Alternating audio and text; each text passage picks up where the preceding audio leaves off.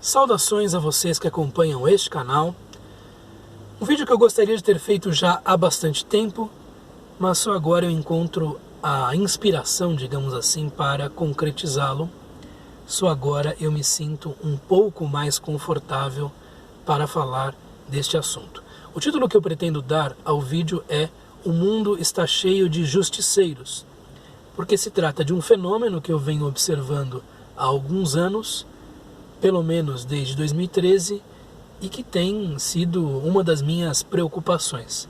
Já tentei escrever a respeito, já tentei fazer vídeos a respeito do tema, mas a inspiração se estiolou, foi embora. Então agora eu tento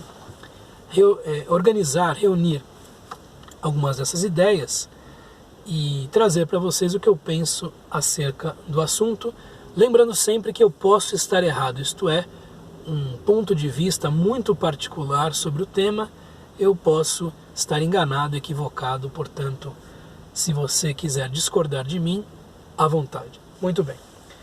Então, desde 2013, pelo menos, eu tenho observado surgir em muitas pessoas das classes intermediárias, daquilo que nós poderíamos chamar de classe média, um ânimo talvez pautado pelo ressentimento, mas um ânimo pré-revolucionário, se não propriamente revolucionário. O que nós observamos em 2013, com as tais jornadas de junho, foi um grande transbordar, um grande fervilhar de uma série de paixões que estavam reprimidas, né?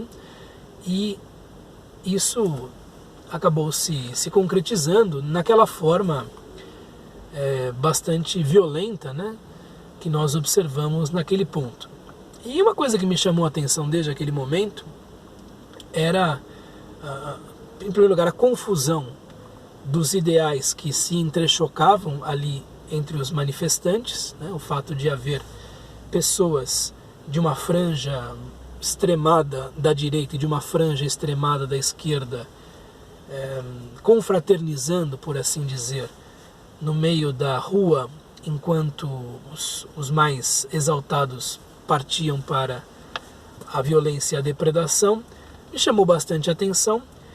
E o fato de que havia ali, né, muita gente jovem, muita gente que queria uma renovação.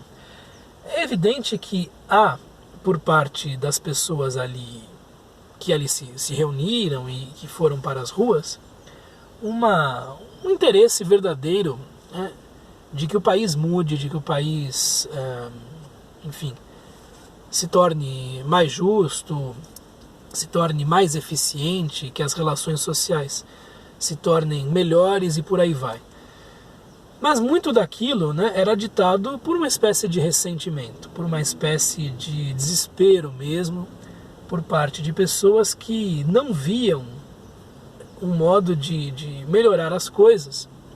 E isso acabou se concretizando, tendo como válvula de escape a violência, né? Eu realmente acho que aquele momento foi bastante dramático na história recente do Brasil, porque uma quantidade razoável de pessoas, eu falo aqui do apoio da opinião pública, acabou se comprazendo com atos de violência. A manifestação começou pacífica, mas depois um grupo de mascarados resolveu depredar agências bancárias e bancas de jornal. Não é verdade, isso é uma versão confortável para os fatos.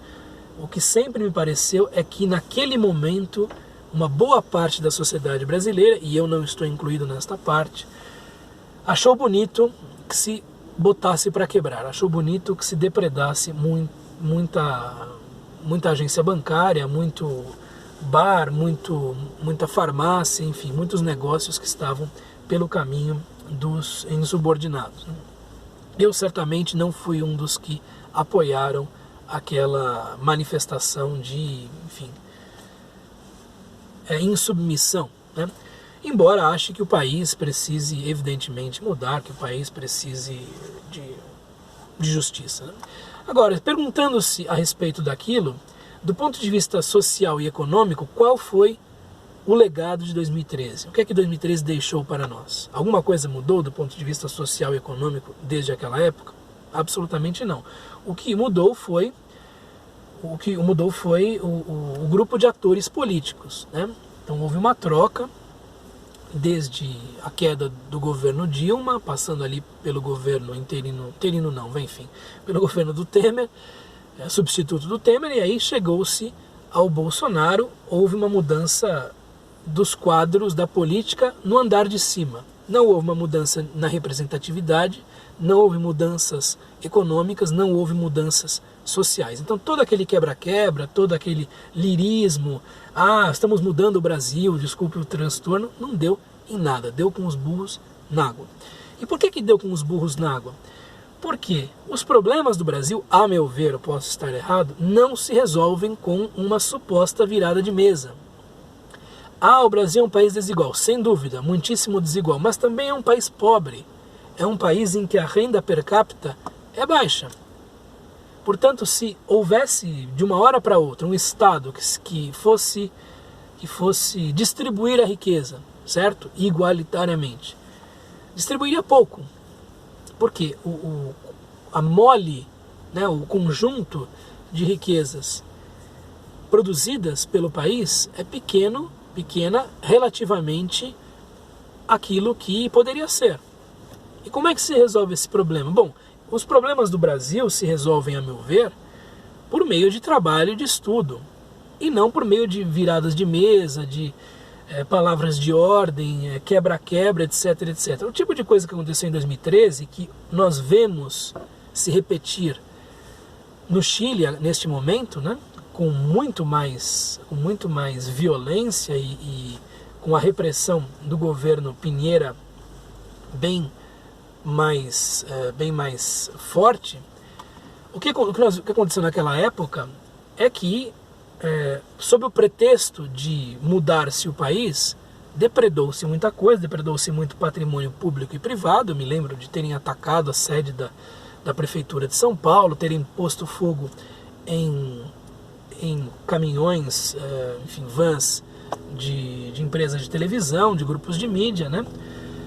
E quando se ataca uma empresa grande e se depreda o patrimônio de uma empresa grande, isso não faz diferença para a empresa grande, mas no meio de tudo aquilo atacaram-se bares de pessoas simples, atacaram restaurantes, atacaram pequenos negócios, farmácias, etc, etc, e ferraram com essas pessoas. Então, sob o pretexto de mostrar a indignação dos indivíduos, ali, quem foi verdadeiramente prejudicado, além daqueles que ficaram presos no trânsito e talvez tenham perdido algum dinheiro nisso, e além do caso Santiago Andrade, né, que foi alvejado por um rojão, quem se deu mal foram os donos dos negócios, pequenos empresários, pequenos empreendedores, pessoas que se expõem a um risco imenso no Brasil, né, e que foram, enfim,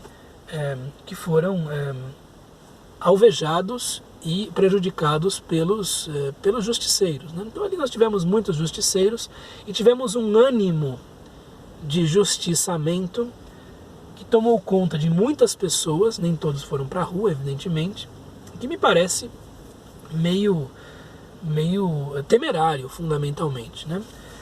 E trazendo algumas coisas que posteriormente aconteceram, por exemplo, o final de Game of Thrones, né, que foi um fenômeno mundial, e o modo como ele foi acolhido de maneira pouco benevolente, né? Eu fiz um vídeo a esse respeito, quando na verdade se trata de um final muito adulto para uma série que sempre mostrou coisas bastante desagradáveis a respeito do ser humano. O modo como aquilo foi acolhido de maneira pouco benevolente mostra que as pessoas queriam um final flamboyante, né? Um final em que a Daenerys com os seus dragões passasse fogo em tudo, ela e o Jon Snow criassem um novo mundo a partir daquelas cinzas, enfim, que queriam um final romântico com dois revolucionários incendiários colocando tudo abaixo, e o que houve, na verdade, foi um final em que os adultos que sobraram, muitos deles cobertos de pecados, né, cobertos de crimes, dizem, bom, a partir de agora vamos ver de que maneira, por meio do diálogo e por meio de um ordenamento jurídico novo, podemos ordenar, né, podemos melhorar as coisas, salvar o que for salvável. E há um ânimo tirânico em muitas pessoas que querem essas coisas, né? Querem esse tipo de solução. E da minha parte, assim, não estou querendo me gabar, né? Eu não estou nesta vibe. E suponho que muita gente não esteja também. Eu não estou nesta vibe, eu não estou nesta vibe assim, vamos depredar tudo, vamos botar para quebrar, destruir tudo, dar toda a vazão possível a todos os ressentimentos e paixões tristes que nós tivermos dentro de nós mesmos, porque a partir de um mundo terra arrasada, algo novo poderá ser construído. Eu não estou nesta vibe, por quê? Porque, e eu suponho que muitos não estejam, também muitos dos que me acompanham não estejam, porque eu não vejo em nenhum momento da história algo bom que tenha sido construído a partir da ira, a partir do ressentimento, da acrimônia, de todas essas paixões tristes, como as chamou Spinoza. Não vejo absolutamente nenhuma boa construção humana tendo sido levada a termo a partir de uma destruição deste tipo. E quando se compara a história, né, quando se comparam momentos diferentes da história, quando você faz uma leitura como deve ser feita da história, e não essa leitura que muitos professores de história fazem, que nada mais é do que um ódio contra o passado, né?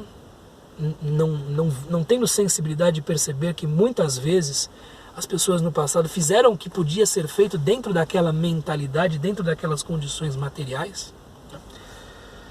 Quando se estuda a história como ela deve ser estudada, a meu ver, posso estar errado, o que você observa é que a vida de pessoas de classe média baixa no Brasil hoje é relativamente melhor do que a vida de pessoas que foram ricas em épocas precedentes.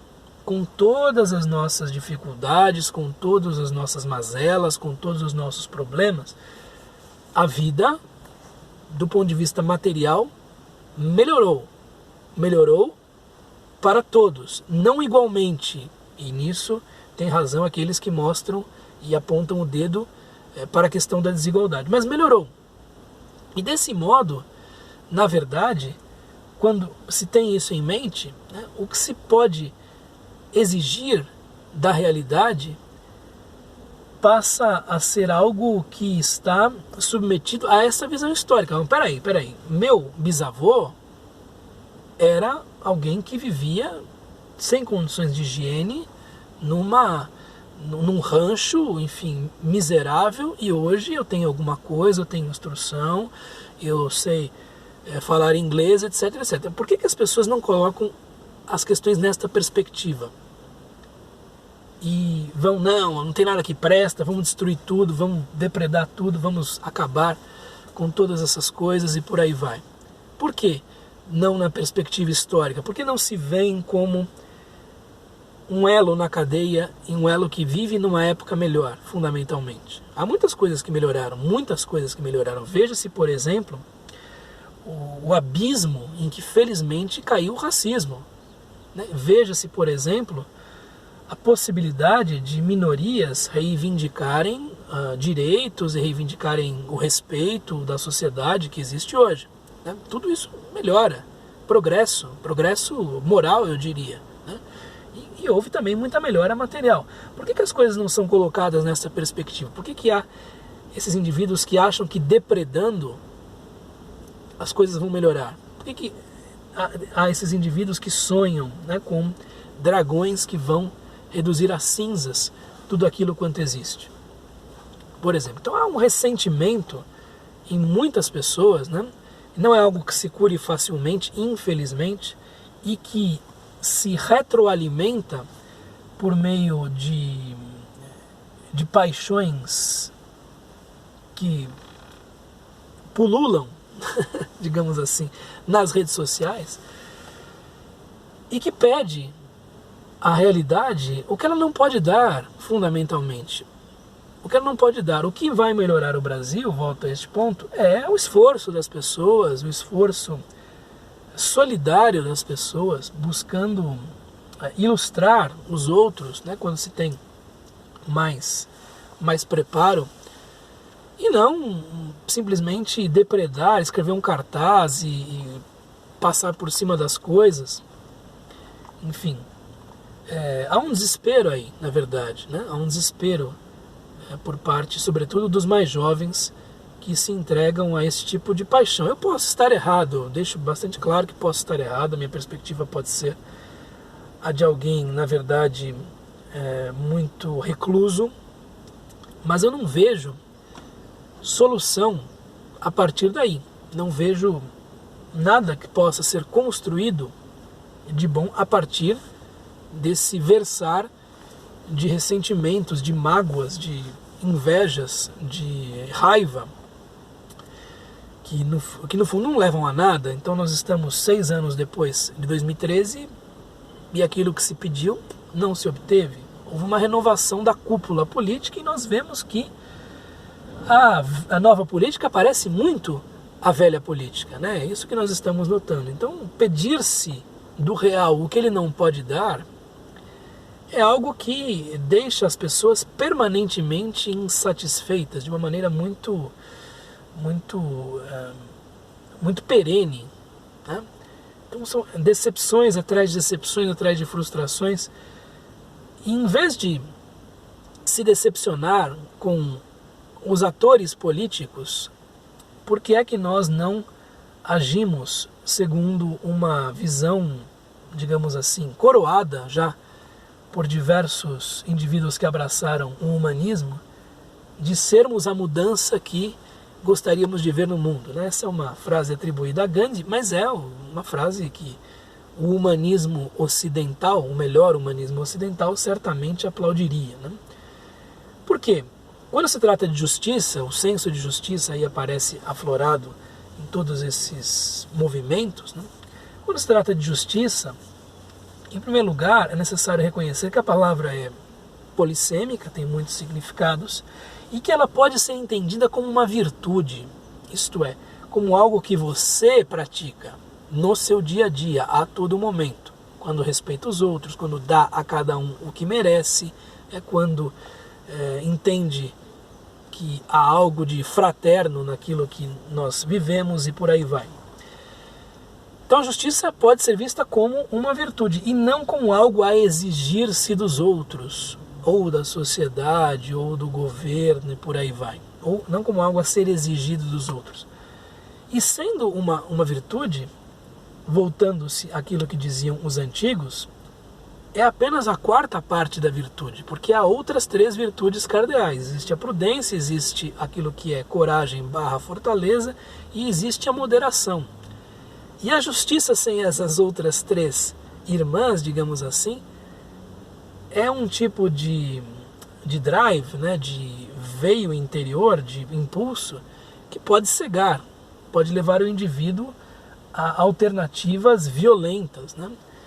De modo que ele precisa ser contrabalanceado por essas outras atitudes interiores, para que fundamentalmente possa produzir resultados, né? Então, por que em vez de pedirmos da realidade o que ela não pode dar, nós não agimos com justiça, agimos com equidade, com moderação, com prudência, enfim, com excelência, tanta excelência quanto pudermos dar, e assim, por meio da soma de todas as virtudes individuais, obtemos uma realidade melhor, uma realidade mais justa. Por que não a revolução pessoal interior em vez de uma revolução exterior que nunca deu em nada, fundamentalmente, né? Tudo bem, vai. em alguma medida mudam-se as coisas, mas em geral as revoluções que deram em alguma coisa baseavam-se em pessoas que sabiam o que estavam fazendo, né? Não simplesmente em desesperados que quebravam tudo e queriam que o caos gerasse espontaneamente alguma coisa. Então, mesmo os revolucionários que produziram efeitos um tanto melhores, sabiam o que estavam fazendo, liam, né? Se instruíam. E muitas vezes o que nós vimos aí nos últimos tempos é gente que não se instrui, não lê, não quer entender o que está fazendo. Muito bem, acho que o vídeo ficou um pouco mais longo do que eu supunha. De todo modo, deixei o meu recado aí. Esse ânimo justiceiro de muitos não vai dar em nada, na verdade. Nada de bom. Um abraço, até mais. Tchau.